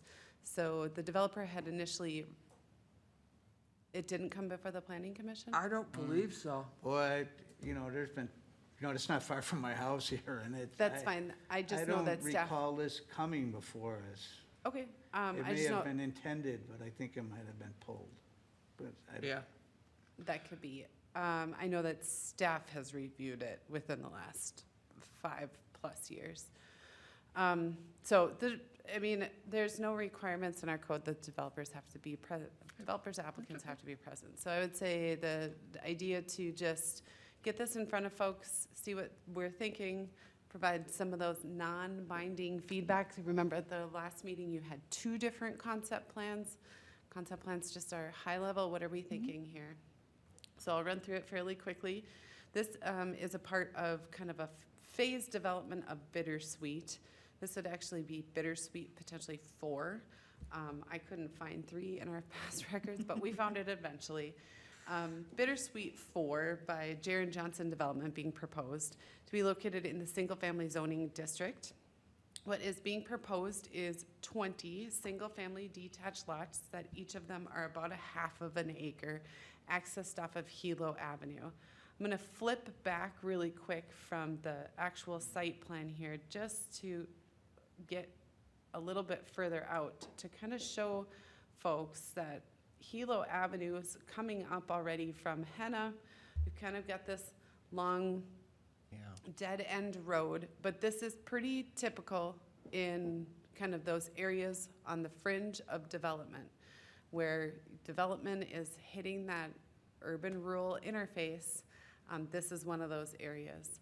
What this actually really is between the property that it's coming off of, or the Hilo Avenue that it's coming off of, and this property really is the now gateway to some pretty large undeveloped agricultural parcels in the northeast corner of the city. These are the last remaining parcels then that would connect up to 235th Street North. So we're looking at urban development in a traditionally rural area, and those are always a little tricky. And what also is a little tricky is we don't necessarily think about this kind of development in that kind of northeast area. We've always been kind of focused on that southern area of the city. So looking at this, it is just under 16 acres. There is some wetland, woodland, and steep slopes that would probably bring down some of that developable acreage. The land use plan does call for single family, so it's consistent with the single family zoning district, but that minimum density is required minimum density is 1.5 units per acre. Right now, they're at like 1.43. Once we take out some woodlands, some steep slopes, some wetlands, potential areas for trails, those land areas could get closer, those developable acreage, minimum dwelling units per acre. Thank you, Susan, for just nodding and knowing. 1.5 units. Where are you going? We could get there, but it's still pretty early. It's not an area that's in need of any parkland dedication. It is right next to Cooling Camp Park. I did already mention that kind of street length and the connections into the property just to the north. They are showing an off-street trail on the south side of the road that would connect to Cooling Camp Park from the north. What staff is proposing and is not outlined in your staff report is that we would change that from a trail to a sidewalk on the north side of the road. And that north side sidewalk would come up each of the proposed street A and B for that pedestrian connectivity, eventually to lead us all the way up to 235th. Again, we're starting to lead into a more urbanized neighborhood further up there, even though they're a little bit larger lot. That sidewalk that we'd like to see on that north side, we would carry all the way to the cul-de-sac. That isn't as common, but the reason is we'd like still a trail connection to Cooling Camp, but we'd like it between lots 12 and 13 for connectivity, not only to those properties to the north, because we are going to want trail connectivity from 235th coming down into Cooling Camp, but also because the grades in this area are really steep, where they level out quite a bit in the northwest corner of Cooling Camp. So for reference, the proposal right now would be the trail would come in through this kind of woodland area, very steep woody area. We'd rather see it coming up through here, so it's tying into this larger parcel and coming down on less steep slopes into Cooling Camp. That was not outlined in the staff report, but that was disclosed to the developer before tonight's meeting. There would be the consideration of a variance needed for that cul-de-sac length. Now, as a reminder, we're kind of adding a cul-de-sac on the end of an already long dead-end road.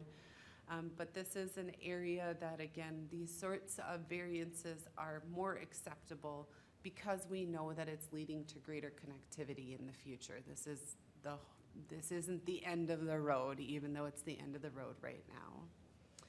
There are other aspects of the development that we'll still have to work through during the plating process, stormwater, landscaping, tree preservation, but tonight up for your discussion is just some preliminary, non-binding feedback on what you think of the Bittersweet concept plan. Is it going to be watered and sewered? There is not water in this neighborhood, no. Didn't think so. Yes, we would like it, though. Oh, did that come out of my mouth? There is, I do believe, sewer up there. I do also think that as we start to talk about future land uses associated with the 2050 plan and our urban service areas, I do believe that in the next few years, there will be conversation about water in these areas someday. What that looks like, I don't know. The problem is punching A lot of wells. all those wells in that area and those homeowners understanding the concept of wellhead protection, et cetera, et cetera. When you're talking sidewalk, how wide a sidewalk are you talking? Because one of the things that a lot of folks have tried to push is a trail system across that northern side. And there have been several designs that have been submitted to the city.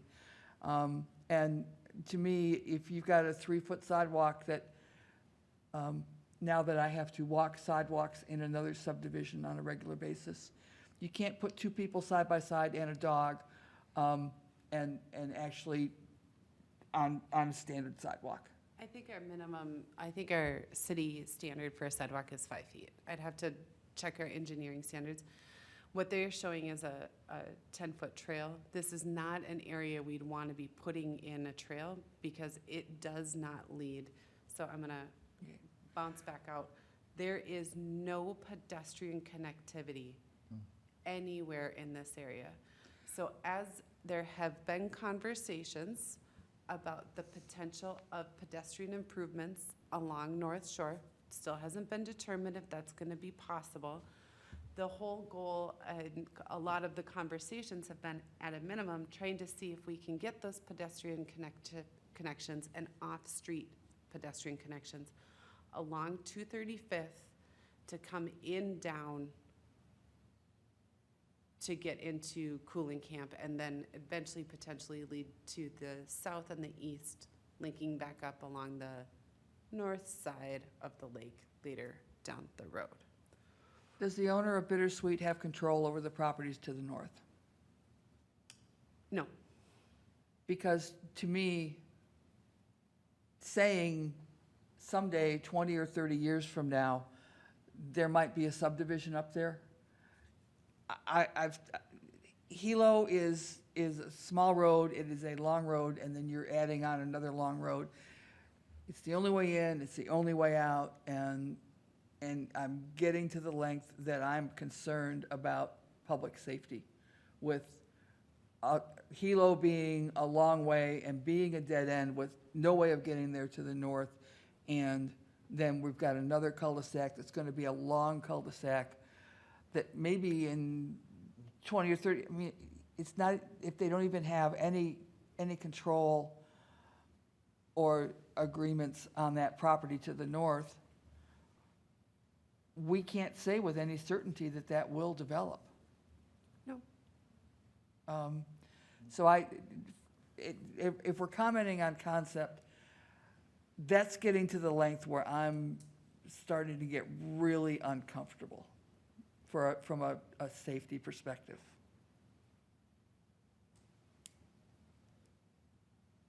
Other comments? I will comment, as long as we have this one up here. All of the housing, what I call it southwest of there, that's all sewered, but if you see where Imperial Avenue is there, that's all on septic. So that's where the dividing line is, and then all the North Shore is sewered because of the lake. So that I can tell you. So Mike, now I lost, so Abby, my question for you, for the developers, he's got 2 streets, Street A and Street B, going to the north, and it looks like Street A is probably 300-400 feet from Hilo. Why are we looking for why is the developer possibly looking for 2 exits out here? So on the left here, you've got Hilo, correct? And then you got Street A. There's one house on Hilo, and then you got 2 more lots, and then you got a street, then you got 2 lots, and you got another street. Just seems like a lot of exits out of. I think one of the things that, I'm gonna try to get to the right property here, that from a kind of an urban design and urban services, when you can create a more traditional grid pattern in your development, you can provide more efficient services and generally get more lots into a land area versus when you are kind of spreading your properties out a little bit more. When you have right now the Lot A, so you've got 2 houses, a Lot A, 2 houses, a Lot B, you're gonna be able to have your kind of your, Back to back. yeah, you have I gotcha. the post-war design, if that makes sense. And really, when it comes down to it, from a municipal perspective, it's a lot more efficient when you're running your utilities, when you're plowing your streets, when you're kind of maintaining that infrastructure over time in those historically traditional grid pattern systems. Thank you. I had not thought of that angle. Other comments on this development? We will not see it again until it's a preliminary plat. So if you have any concerns or any comments for the developer at all, now's the time, because they're really unhappy if we tell them later that we really wanted this. Susan? So Abby, are you saying you're not going for any park dedication? Pardon? Because, you're not going for any park dedication because if this area is gonna be also using cooling camp, that's putting a big burden on cooling camp that is already, that's pretty much volunteer maintained, for a lot of the things that go on at Cooling Camp Park. And so, are you not? I'm not saying that the city wouldn't be seeking any park dedication. It's just that we Or may dollars. not be seeking land Okay. dedication. All right. So a reminder, or for new commissioners, our laws do require every new subdivision, every new subdivision provide land as dedication for parks. But we don't necessarily in here want to see a 1.5 acre park, especially when it borders cooling camps. So we do have it written into law that we can accept fee in lieu of land.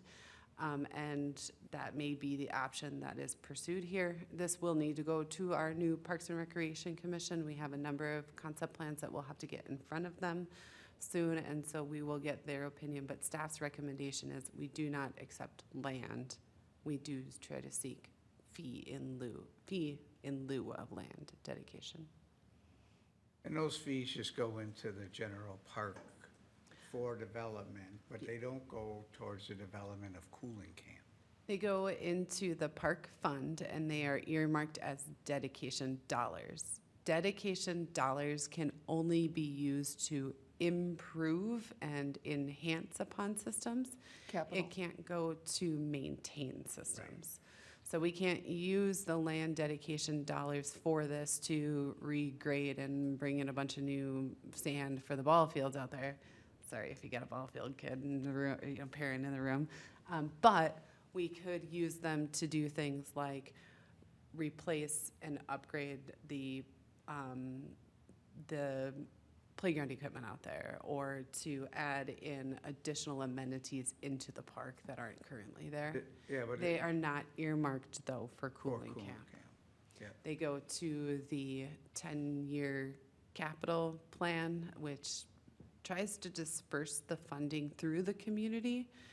But it has been a very low fund, and it has not been seeded for many years by general fund dollars. So there are a lot of parkland needs in the community. Well, and those ball fields always need some, because this is the old Always. wastewater. I've heard those baseball fields just are always in need. And the city charges every kid that plays on a team. The city does not charge every kid that plays on a team. The city has agreements with users that goes to help offset the expenses in our parkland system, but generally those go for maintenance costs, Maintenance.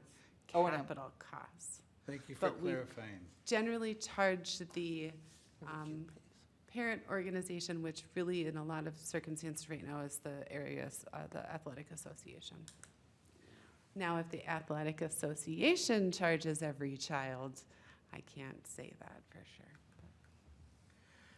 Other comments on the development? Pass through. I got a question. Are they Yes. gonna get rid of any of the trees? I do imagine that there will be some tree removal. You can just see where it's lined out with things like the roadway coming in.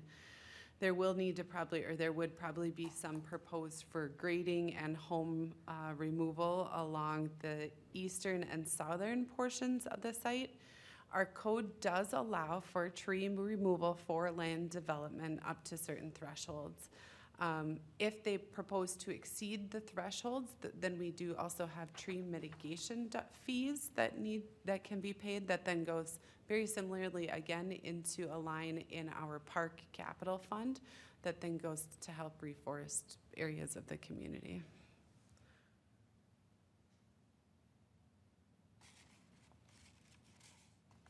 But to quickly answer your question, yes, there will be some tree loss. We don't know the extent at this time, but They're gonna have to do an inventory, correct? yep. So what I'm hearing overall is, generally speaking, another 20-lot, single-family residential subdivision in Forest Lake is welcomed, but in this area where this helo is the only in and out, there is some concern for that public safety, and it may be that this property is not right for development if the properties to the north aren't also developing or there's a controlling interest. I don't, I will share that with the developer. It would, like as we mentioned in the staff report, it would require a variance from the city to be able to allow for this. And I'm hearing at least that there might not be favorability from all commissioners for granting a variance in this So area. when we reviewed the one last week with the long cul-de-sac, one of the reasons I was in favor of it is there's water there for the fire department. And out here, you have to truck everything in. Right, And that gets a little dicey back here. yep. It does. So that is a concern that I would have, is just getting trucks in and out, fire trucks. So I would like to make sure we have comment from the fire chief on that with this length and Sure. how. You know, because there was a fire not far from me long ago, and we had about 5 departments over there, and it was on North Shore, so just trying to get the trucks in and out of there was something else. And that area, I mean, it's farmland and it's brush fire prone. I mean, it just is. And getting to that with only one way in and the same way out, I realize it's a chicken and the egg thing, that someday it will develop, but I would feel much more comfortable even if they had where that road, where one of those roads are, if they were to have at least a gravel access easement out to 135th. That's a great option. We can definitely I share mean- that with them. Something so that you could escape. Any further comments? How close is water to this? Any water on Forest that? Lake. They come back to town. Yeah, It's ironic, you know, we got a 2,700 acre lake and we can't pump out of there. Wow. You know, so they come all the way, I don't know where they actually, I'll look. So the, Hydrant is probably off by the apartment building. I would think by the city water distribution right over by Mallards would probably be where they'd have to go. We have yeah. hydrants out to Apartment building, that's it. the apartment building, right? Yeah. We have sewer because we've piped under the lake. But water wasn't piped that way either. So it would be a pretty significant infrastructure project to be able to put water in. I know that the council had discussed that as part of the North Shore Trail project, but those costs just exponentially increase when we're installing a whole new utility, essentially. It is correct that the apartment building and where it leads up with, that's 236th Street Circle North is where the water ends. Just about to Greenway. Well- No one knows where 236 is. Just about to Greenway. Just the road north of Faith Lutheran. And once you've got umpty squat homes that have sunk $20,000 into a well, they're not gonna support getting water lines in there and paying for water lines. I would tomorrow, because the water back there on North Shore is full of tannin. And the amount of salt I use in softeners is amazing. Mine doesn't have any tannin, but that limestone is full of sulfur and iron. I don't care what I put in that water softener of mine. I've got a yellow bathtub and it's not the way it was put in. All right. I assume we've had all comment on this project? I have enough comment to at least share with the developer. Very good, thank And you. I'll share those comments also with the council. They'll review this as well. We will start with the updates, and we'll start with the city calendar. In case you didn't make it all the way to your report, I assume that we're covering page 143. Next month, our meeting times change to 6 o'clock. It's 6 PM. Thank you. We have some that start at 5:30, some that start at 6, and I just couldn't remember which we decided, but we're just hopping back an hour. It's not daylight savings. Just It's put it just in gonna be- really big bold. we will. Because some of us are a little slower. We will, and Dawn is pretty good at, when she sends out her emails, trying to put some of those things in there, but starting next month at your next meeting, July 9th, which we will have a meeting, will be at 6 o'clock. I do anticipate that we will have our July 9th meeting. It could be possible our second meeting in July is canceled, though. Our first meeting in July, we will be, there's at least one application, if I remember correctly, but we'll be having some discussion, bringing back that landscape ordinance for you folks that Ken and Claire had been working on for some time. Also want to have a discussion about our application procedures. As you just heard tonight, there are just some hiccups sometimes in interpretations of them. Also, just some of our processes and procedures. There's a lot of redundancy, and so how can we make sure that we're doing quality review that's kind of consistent with industry trends and processes and procedures that aren't overly burdensome? And then I'm trying to schedule in an hour for league training, your role in land use decisions. I'm just working out with them if I have to pay individually for each of you when I air it in this room, or if we can only pay for it once. So I just plan to maybe sit and learn, sit and chat some more at our next meeting. We're starting earlier, but I hope to not keep you an hour later. So along those lines, currently we have a requirement, we have to finish meetings by 11 PM. We've only ran up to against it once, and I didn't even know that until it was brought to my attention. They go, you know. Okay. So now does that back up to 10 PM? It has not been changed, but I can address that with Jolene and Mark and see if that's a code requirement, a resolution, or what, but, I don't know, but I was just prompted that okay.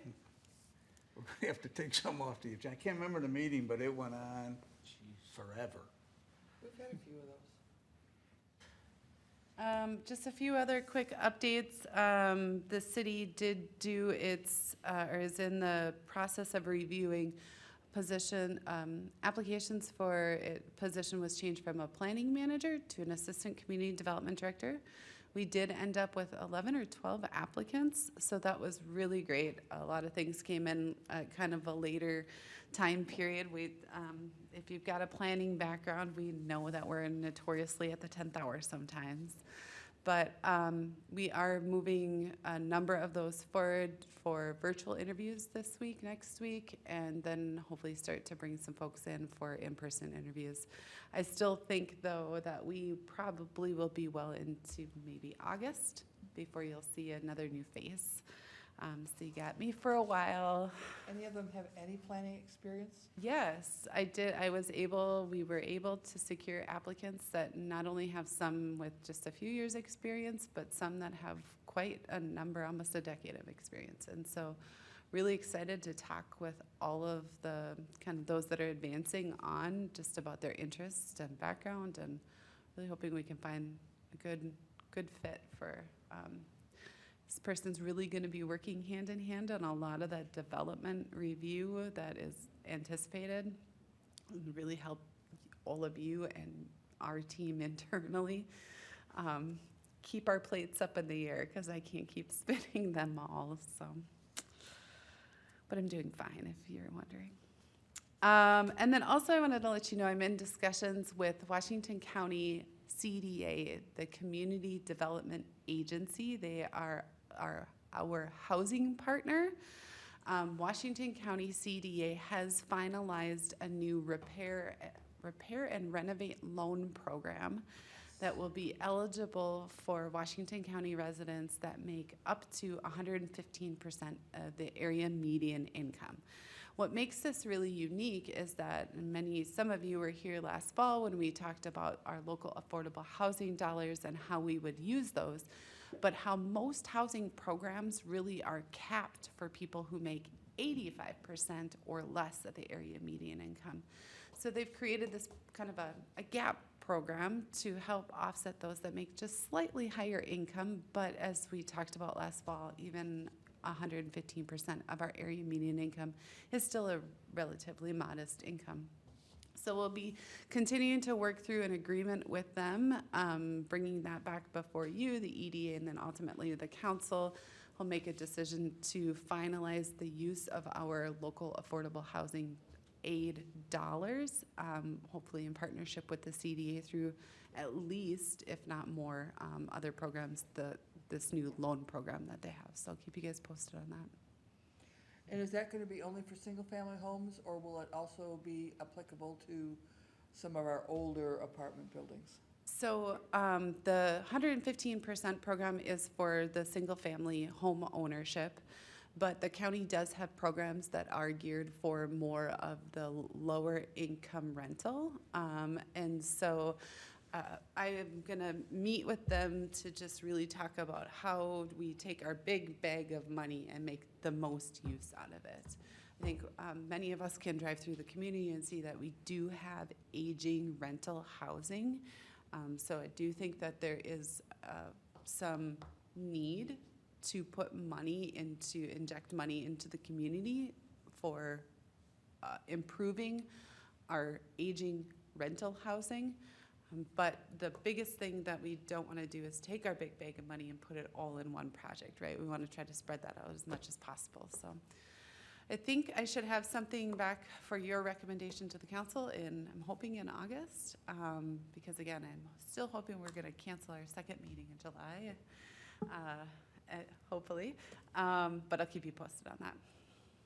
Do you have anyone have any questions for me on anything that's been coming through the pipeline or anything? Question? I have one for you, Abby. Do you know the EDA's got a storefront kind of renovation type Yeah. thing? OSI's getting a new roof, but it's also got some front on as well as Rolseth. Yep, both of them. Were part of that? They were not. So the city the EDA has always had this program that would give 10% to a commercial storefront project, predominantly downtown, but the EDA expanded it once, and we never saw any applications. So last year I went to the EDA and I said, hey, I think we should just open this program up to everybody non-residential citywide.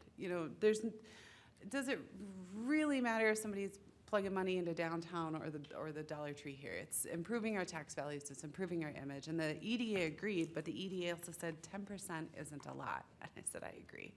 So they changed their dollar thresholds people that inquired in the last like 3 to 6 months, I said, hey, listen, right now, if you apply, you're gonna be granted 10%.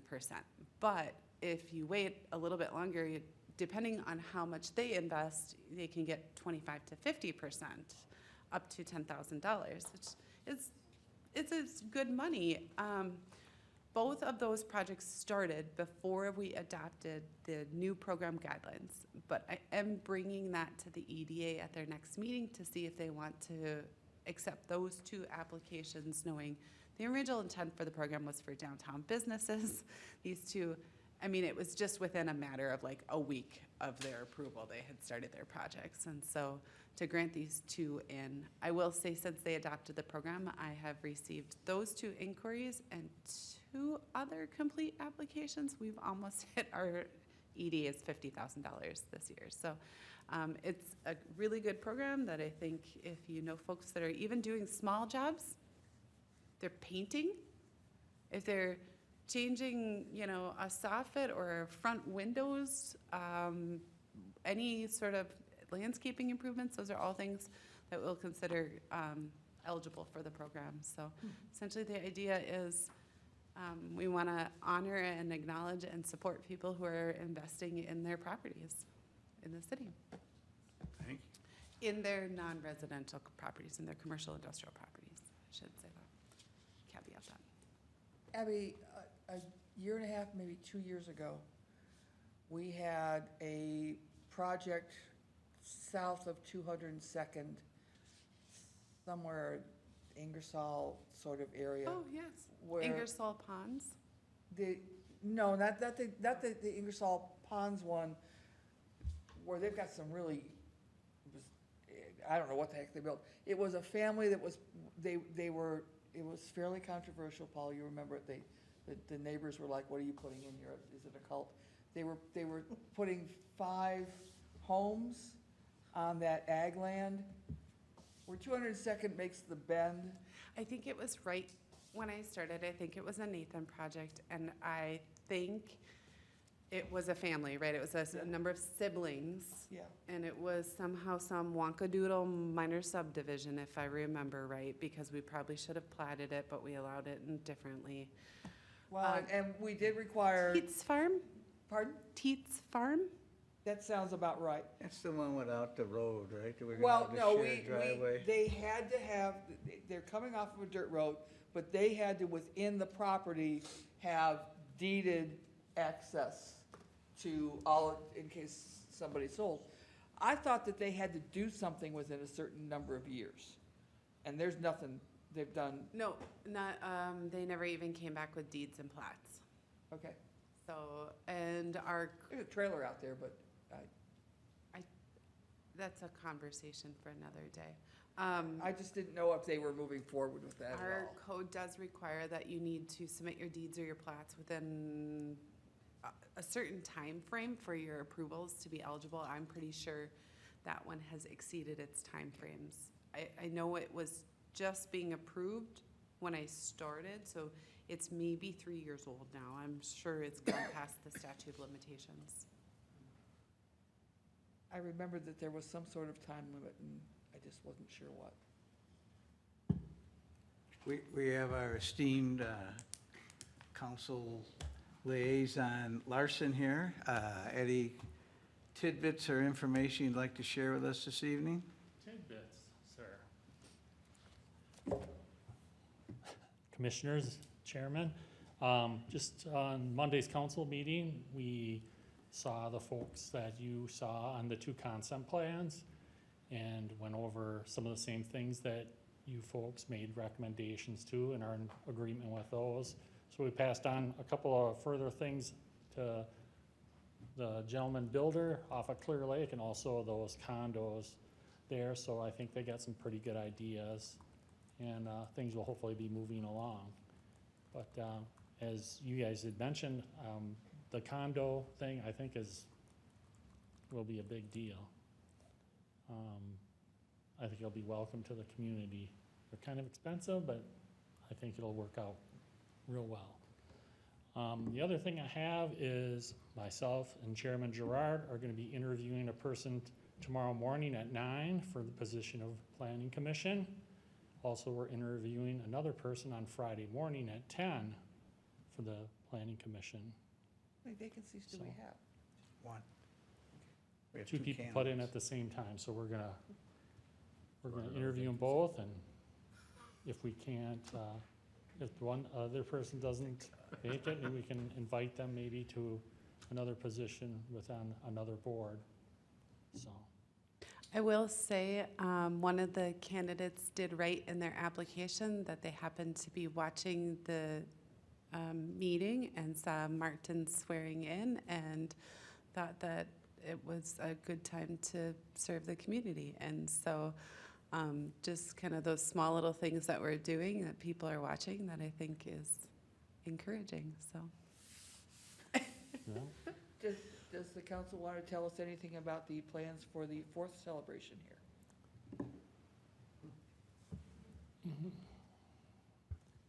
We didn't really elaborate too much on that stuff. Most of the stuff is all through the Legion, the parade and stuff like that. One thing that did come to mind is tomorrow they are having a school board meeting. I guess it's quite a contentious deal. So I know the mayor plans on attending, as well as possibly the city administrator and/or the assistant city administrator. So that's something maybe you might want to take a look at as well. And tomorrow morning is the chamber Yes. city leaders thing. Where's that taking place? Over at the community, the school district building. Questions for Jeff? Thank you very much. Thank you, sir. Appreciate it. All right, final comments, Tim? None tonight, sir. Susan? Don? No. Jesse? Nope. Martin? No, sir. Chair has no comments, so with that, Chair is looking for a motion to adjourn. Motion to adjourn. I have a motion, do I have a second? I'll second it. I have a motion and a second, it's a non-debatable motion. All those in favor signify by saying aye. Aye. Opposed? Abstentions? Motion carries unanimously. Thank you all for your contributions this evening.